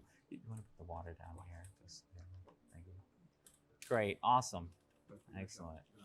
Cool. Yeah, we got one microphone to share. Great. Awesome. All right. So let's see. We're talking about business in Brockton, and we want to know: is Brockton is it a business friendly environment? And you guys, it's pretty much an open-ended question. Maybe you guys can introduce yourselves to everybody here and tell us a little bit about yourself, the business, and what are your thoughts? All right, first of all, let me say, Jamal, you're doing a very, very nice job for this community. Can you hear me? They can hear you at home, but here you might want to speak louder. Oh, okay. All right, first of all, let me tell you, my name is Fred Fontaine. I've been living in Brockton for the past 30 years. Ward 6, as a matter of fact, I was in Ward 6 before and Ward 7. So, and also I think Jamal's doing a very, very nice job for Ward 6, and I'm very proud of him. And we do have also Lisa. She likes to talk, and I like the way she talks because, I like to see the fire in her, I like to see people like her and Jamal taking over to help this city. As a businessman in Brockton, I've been in Pleasant Street. I don't know if you guys know, I had a laundromat in Pleasant Street. I have the barber shop in Pleasant Street. And also I have the perfect place on the south side of Brockton. So for the past 22 years, I see everything in Brockton. If you see Pleasant Street, I don't know if you know the fire station. We are pretty close to it right now. So I never get any help from nobody. If I succeed, I think I did it on my own. Nobody did help me out. And I expect the small business people in Brockton do the same because we're not gonna have any help from nobody until we step in and do the right thing for ourselves. I see everything. I'm telling you, I see everything in Brockton. The bad, the good, and the ugly. Right now, I think it's a moment now for everybody. I know wherever you're coming from, what color you are, what nationality you are. I think if we want to do something for Brockton, we have to step in together to do it. Like you could see, I'm running for state rep, District 11. That's a brand new district, was designed for the black community, which is in that District 11, that had been neglected for the past 30 years since I've been in Brockton, because I moved from Cambridge to Brockton. So I did my best to change a lot of things myself. I work as a volunteer. Until now, I'm working with BEMA, Brockton Emergency. I work under units. Harrington, Linda Belzotti, Bill Carpenter, Moses Rodriguez. I'm still working under Mr. Sullivan. So I know the city, and I know what we need to help out each other. Ward 7, I've been there for a long time myself. As a businessman, I think we need some help from you folks, Get together, help the small business, because this is the heart of Brockton. If we don't have any small business, the city's gonna die. Look at the downtown of Brockton. We don't have a downtown. We've been discussing about the two-way for a long time. That two-way never happened. And we still need a downtown which is vibrant. We have a nightlife, because you don't have a downtown if we don't have a nightlife. Because people want to enjoy themselves after work, even though they don't stay too late. There's no safety at all. If you call now to have issue with those folks hanging in the street, drinking, throwing bottles everywhere, no one cares. There's a lack of leadership. I'm sorry to say that, but there's a lack of leadership, because if you call anybody to help out, they will say, well, I don't know what to do. You call he, they give you an answer. You call he, they don't know what to do. So basically, like I said, if you guys know the south side of Brockton, which is the old Kmart Plaza, I've been there for 7 years now. That was the old Siciliano, if you guys know Brockton. The old Siciliano, it became a restaurant before, after the Siciliano. Now, it's been closed because I was a licensed commissioner under Jack unit since 2005. We closed it. It stayed closed for more than 30 years. 13 years been closed. I just reopened it as a function to give the service to the community of Brockton. Not only my community, all of you folks. So I think it's time to help each other, thinking about the positivity of Brockton, because Brockton is a beautiful city. It's up to us to change it. And we can do it if we really, like Pat was saying, if we really bring ourselves together, we could change the city. We get a beautiful city. Look at the park right here. Look at the beautiful park. The downtown is beautiful. Look at the nice downtown. Look at everything we have. It's nice. But, it seems to be everybody's like discouraged, I mean, everybody get the money, go somewhere else. They move to Milton, Easton. It's like if we take the money from Brockton, go somewhere else. I intend to stay. I didn't have to run for that office. I run because I care and I want to help. Otherwise, I could have done the same thing, take my money, enjoy it somewhere else. But I think it's time, you guys from Brockton, to change your system, help your city, because you do have a beautiful city. So if you have any questions, feel free to call me. I'm going to pass the mic to my friend here, Hamilton, so he could say much about himself and about his business himself. Thank you again.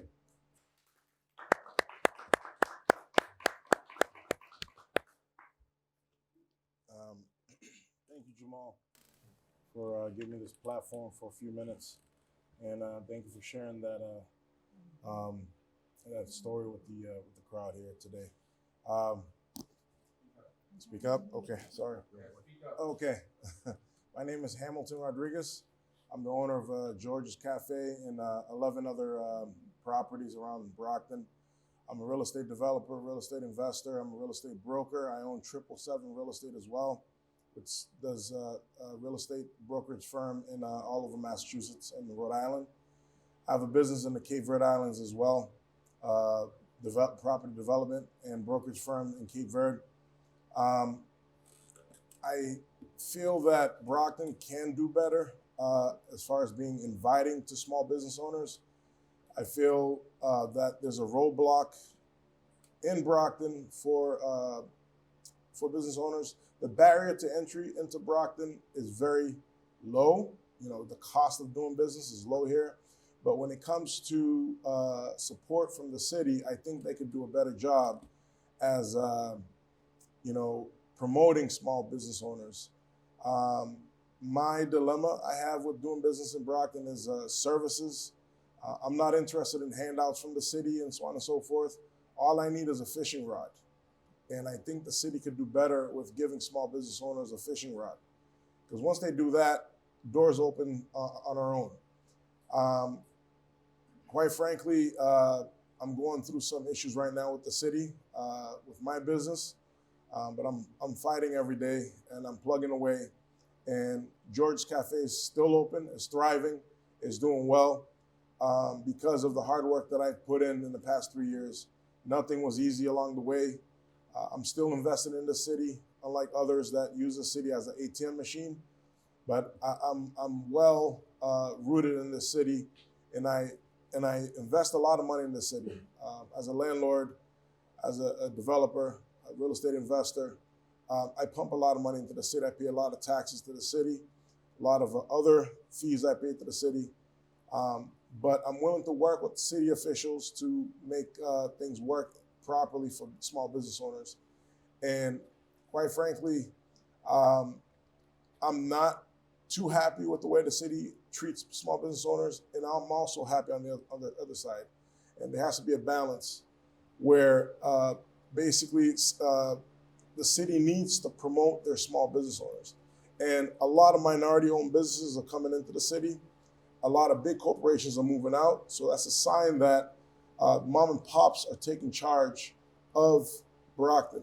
So we have to support Main Street. You got to support the mom and pops that are coming in, the small pizza shops, the small clothing stores, the laundromats, the function halls. We have to promote these businesses and frequent these businesses because they're providing the bulk of the jobs in the community. And when you have 5 or 6 employees in the laundromat another 10 in the function hall, another 10 in the clothing store. Guess what? That's taxes being paid to the city. That's people going out to the restaurants, spending money. So money's getting circulated in Brockton, which in turn creates tax revenue for the city. So everything works hand in hand. When you have people not using the city as an ATM machine, because every time money goes out, we lose.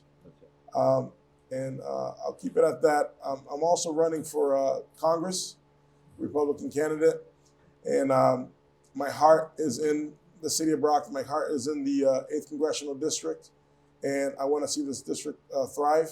I understand there's a lot of federal money coming into Massachusetts, and when I win this election, I'm going to make it rain here for Brockton as far as funding and opportunities.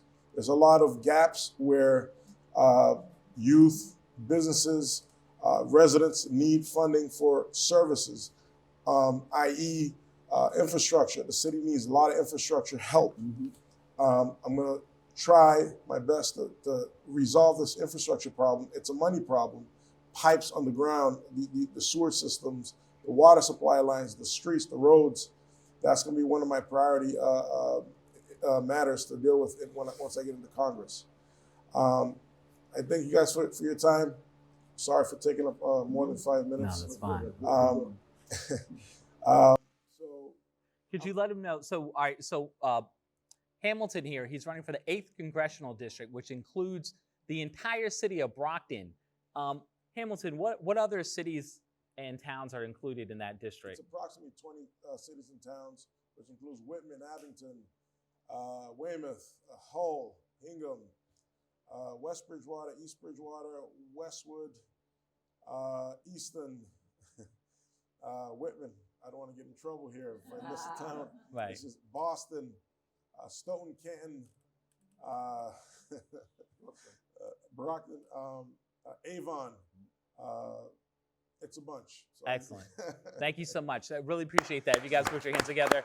And so just so that everyone understands, Fred, in the jurisdiction where you're running, it's Brockton, but can you specify it's Ward 7, it's Ward 2, and you tell us who exactly can vote for you? Okay.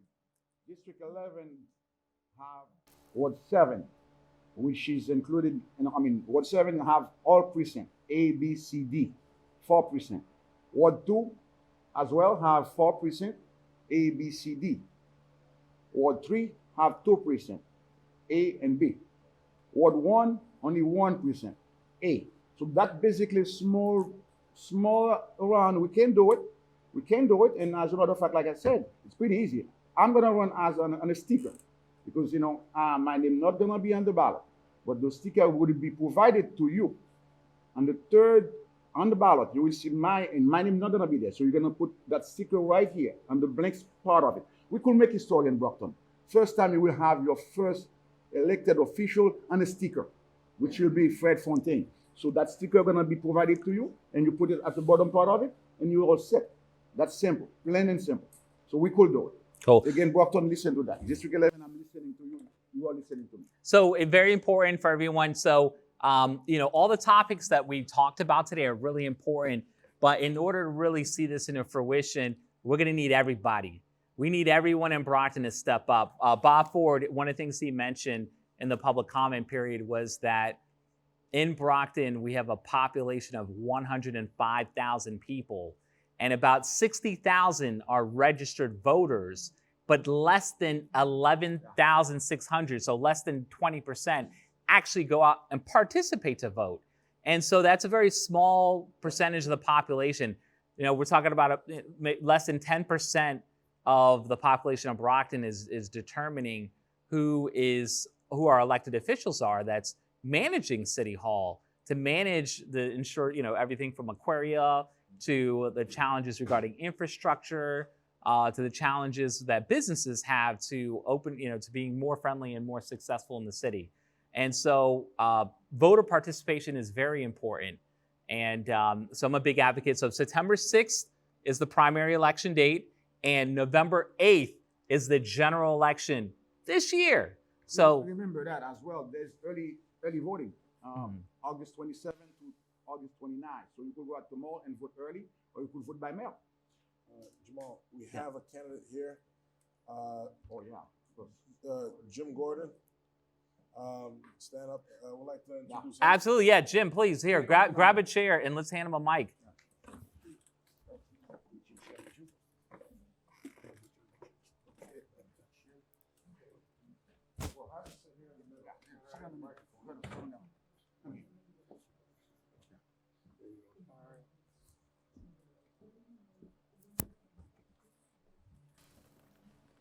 So, thank you for bringing me up here. I'm running for, my name's Jim Gordon. I'm running for state senate, Republican candidate for state senate. I'll be representing Brockton, also representing Whitman, Hanson, Halifax, East Bridgewater, Avon, again, Brockton, and 5 precincts in Randolph. I got into this race because one of the catalysts that got me into this was my daughter doing her student teaching at the Arnone School, elementary school, and she came home and she's telling me stories about what her day is like, and being, cutting her teeth, getting her feet wet in education. And I was alarmed when she told me one of her 4th grade students said to her and asked her, "Why do I need to go to school? I'm only going to do what my mom does and stay home and collect a check." And that made me stop and think that these young kiddos here are missing out on opportunity, and they have no hope because they have no opportunity. I'm not a politician. I'm a school teacher. I'm an elementary school teacher. I teach 5th grade here on the South Shore. I've been in education for 18 years. And as a public school teacher, I'm actually advocating for more VOTEC opportunities. And I looked around, and there were several towns that I kind of equate to Brockton, like Taunton and Fall River and Lawrence and several other communities similar. And they all have VOTEC schools in them, but Brockton doesn't. And I feel like Brockton needs a VOTEC school. And earlier on, we heard of the Kmart Plaza, and I thought that would be a perfect location for a VOTEC school. Access there. And the way I look at it from a teacher standpoint, at a VOTEC high school with 4 grades at 150 kids in that grade, in each grade, now we're looking at potential plumbers and carpenters and electricians and chefs. I had a friend of mine who went to VOTEC school, and he cut his teeth and got a job working at a local restaurant. And then he graduated and made the fast track to Johnson & Wales, and ended up moving down to Aruba and was a head chef at a resort in Aruba, made it on the cruise lines, and then came back here and opened his own restaurant. I see that happening in Brockton, bringing education, bringing hope, bringing opportunity, and then bringing that community, that person who grew up in Brockton, and now bringing them back to Brockton to run their own business. There's hope and there's opportunity. The American dream is not being under the government's thumb. The American dream is creating your own opportunities and working hard to get them. And when my daughter told me that story, I thought, I need to be a voice for those kiddos. And that's why I chose to run. And that's why I'm running in Brockton. I've been out since the end of June. I've knocked on almost 1,200 doors in Brockton and in the other communities. This is how I'm spending my summer vacation. It's going to be 90 degrees next week. I'm going to be pounding the pavement in Randolph. My tan that I have, it's from walking on the pavement. It ain't because I've been to the beach. Right. So that's why I'm here. I grew up in Whitman. I'm from Hanson. My connections to Brockton, as I said to some folks earlier, I worked at the Brockton Rocks for many years. Back in its heyday, when there were 4,000 people there on a Saturday night, when it was who's who of Brockton was at Campanelli Stadium. I worked at the Ice House on Lawrence Street my first year out of high school. My dad was the CFO of Self-Help back when it was at 232 Main Street. My brother and I would ride our bikes over. He'd take us out to lunch at Tex Barry's, hot dogs and chili dogs on Main Street. And so I've never lived in Brockton. I went to the First Lutheran Church in Brockton for many years. Brockton has always been like the nucleus of all the surrounding towns. And I feel we can do better for our young kiddos and give them an opportunity. Great. Can you give everyone your contact info? Like if people want to get to know you more and volunteer, how do they reach out to you? I have a Facebook page, Committee to Elect Jim Gordon. I have a website, gordon4ma.com or .org. I have some cards. I'll pass them out to you. Great. And those are really my main connections. Excellent. Thank you so much. I mean, everybody give him a round of applause. And I also want to give an opportunity for Hamilton and Fred to also let us know, let the people know, how can they reach out to you? How can they get to know more about you? Go on my website, on your phone, computer, tablet, Rodriguez with an S, forcongress.com. Rodriguez with an S, FORcongress.com. All my information is there. Or go to my Facebook page, Hamilton Rodriguez, U.S. Congress, 8th Congressional District, on my Facebook page, and you'll learn a lot about me. Mine's pretty easy. www.fredforbrockton.com. Again, let me repeat. www.fredforbrockton.com. And you can reach me at 774-259-0096. And pretty easy, 774-259-0096. And if you got work to volunteer, help me out. If you help me, you help Brockton. I guarantee you. Great. So it's fred4brockton.com and rodriguez4congress.com. I want to highlight for everyone's attention that so on June 9th, and we're almost near the end of the program, but I want to highlight for everyone's awareness. So on Thursday, June 9th, 2022, the Brockton City Council met to approve the fiscal year 2023 budget. And during that period, there's an opportunity for the public to come speak and provide input on the budget. I want to highlight that we had, out of a population of 105,000 people in Brockton, we had 6 people that came and participated. The public hearing took a total of 14 minutes, not a second more, 14 minutes. And last year, for fiscal year 2022, the budget hearing, I believe that was Thursday, June 14th, 2021, and there was a total of 6 people that came to provide input. So the reason why I share this information with you guys is because when you look around and when you got ideas about improving Brockton, or you might observe we've got trash on Main Street, but we got no trash cans on Main Street. When you start observing things like that, it's a lack of, we've got to engage more with our city councilors, with our mayor. They've got to receive that input. If they don't get the input, then they may lack the understanding that it's a priority. And so I'm asking everybody, please, we need to step up. We need to motivate our neighbors, our family, to be aware of Election Day. They need to know about when the city meetings are taking place, such as the public comment period, so they can provide input.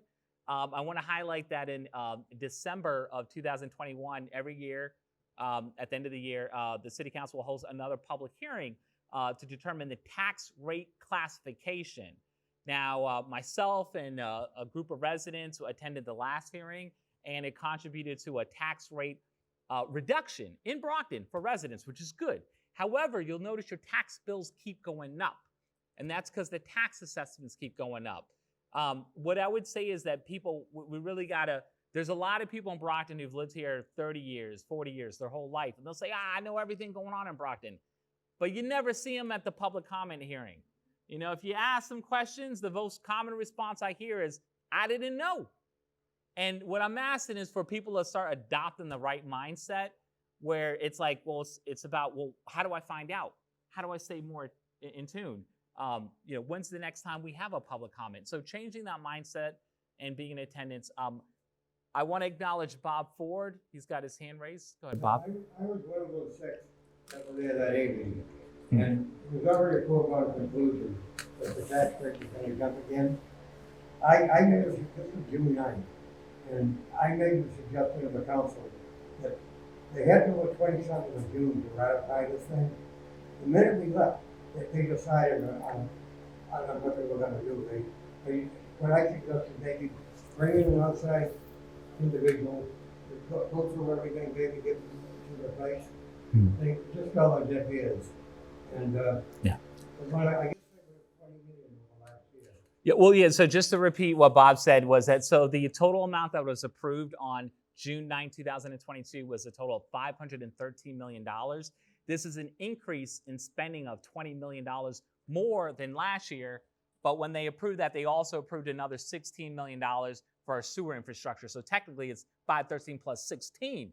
And the reason why I say that, and just echoing what Bob is saying, is communicating, is that the city council didn't need to approve the budget on that date. They could have waited later that month to be able to answer questions that residents have. Because if you watch the June 9th, 2022 public hearing regarding the budget, many residents had questions they wanted answered by their city councils prior to the approval of the budget, but no questions were answered at all. And questions were sent in advance by email, and no questions were answered. Yeah, go ahead, Bob. They have what they call a compensation adjustment for all the department heads. Every department head got a hefty salary increase. I mean, to me, that was a slap in the face. I mean, we're just got out of the pandemic, pull up to the gas pump to shell up, $100 to fill up the gas. Yeah. To go to the grocery store, another 20%. And they give these people, the departments, they're already making a pretty decent income. I heard it was about 25 grand a piece. Well, yes. So what I would suggest is, so I host a weekly Sunday call called the Brockton Residents Forum. We meet on Zoom and we go over the source documentation. One thing I can tell you is that in the budget book, when you review it, you'll see the existence of what's called vacancies. And there's a total of 37 vacancies that exist in the fiscal year 2023 budget. Now, why is that important? Well, those vacancies existed last year. So the question is, well, where's the monies that was approved for the allocation of those vacancies? One. And two is, why are those vacancies not advertised as jobs available on the Brockton City website? Because as of last night, I only saw 10 roles advertised on the city website. But when you look at the budget book, there's 37 vacancies and there's another 11 roles that are proposed. So they were part of the approval process and they're proposed. So that's a large number of vacancies. Our city's not running on all cylinders at the moment. Yeah, go ahead, please. Cylinders, but we also got to keep an eye on if those, that money actually carries forward to the next year, or does it disappear into the black hole? Right. Well, so to answer Lisa's question, so when money's not spent in the city budget, it's supposed to go back into what's called free cash, which is a part of the general account. So once again, we got a lot of questions. We wish our elected officials were here, but they're not. And but one thing I want to highlight, and we're going to get to this next person who wants to speak as well, is that on Thursday, August 18th from 6:30 at the Ashfield School, Ward 6 City Councilor Jack Lally will be hosting a ward meeting. So it's Thursday, August 18th at 6:30 at the Ashfield Middle School. And hey, we're all welcome to go to that meeting. He'll be accompanied by the CFO, and you guys are welcome to ask him in that forum. You're welcome to send him an email in advance so he has time to process the information and he can be prepared to speak to it. So please, I recommend being in attendance. Yes. Adam Mendez, managing member of All Purpose LLC. We're a medical device company over on Liberty Street. I want to thank George for inviting me to this meeting. And as I sit here and listen to the residents as well as Mr. Gordon, I see that there's a lack of leadership in this community. There's just so many lack of leadership. Because as he's telling me, young children, that there's no way to reach out to be able to a leader to see which direction they need to go. We run an event every Friday evening between 5 and 8 for young women between the ages of 10 and 17. It's a free event at the May Ave Gilbert Park. And we've invited all the city officials to just attend, just to come and show face to these young women so they have an outlet, so they have somebody to reach out to. No one has come. Not one.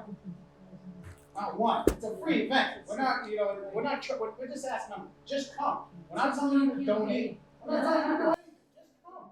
Just come so they can see you, so they know who they reach out to. Some successful women.